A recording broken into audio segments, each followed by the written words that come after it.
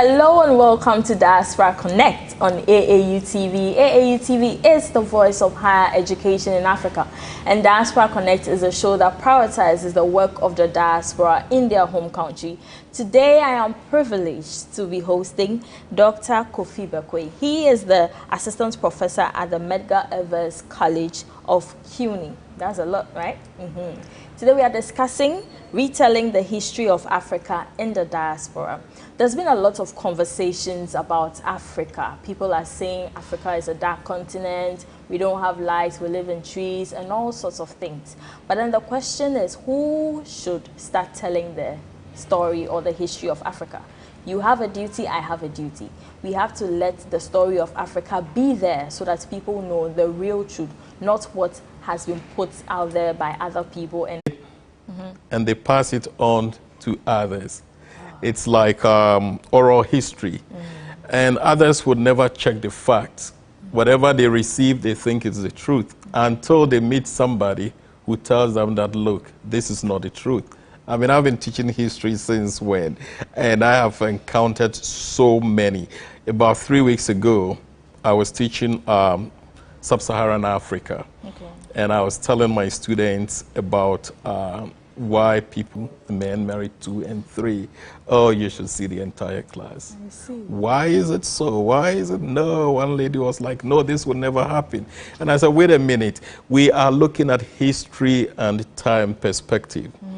So I had to take them through it gradually, and then they found out, oh, okay. So at that time, it was normal for a man to have 4 or 5 wives, you know. And I told them to have more children means, you know, you're a very important person in society. They help you on your farm, you know, which was the means of livelihood. But they did understand, and this is how we have to. Sometimes when you say something they don't understand, and, you know, it keeps going on, but when you have the patience to explain, then they tend to understand everything going on. I won't even tell you what happened when we discussed the eunuch, how men used to take care of queens. And I had to refer them to the Bible. And then once I referred them to the Acts of the Apostles, they was like, oh, we didn't know that. We read it and did not impoverished. Because we have all the resources. Very good students have asked me why we always have fights. People are fighting in Africa and everywhere. And being a historian and a Cold War historian, I always take them back to the Cold War. And I try to explain that it is the East and West who really fueled some of these things that we see today.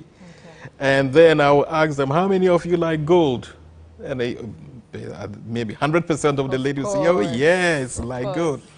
And I will say, how many of you have cell phones? How many have 2? You like your cell phones? They say, yes. So where do you think gold and coltan come from? They said, we don't know. I said, oh, it comes from the Congo. I said, yes. But what is the economy of Congo right now? It has some of the best in Africa. But the Congo is in turmoil. There's fighting going on. So we can't really get what we need from them. You know, why is it so? Because most of the presidents are puppets being pulled, especially by the West. Look at what happened with Blood Diamond in Sierra Leone.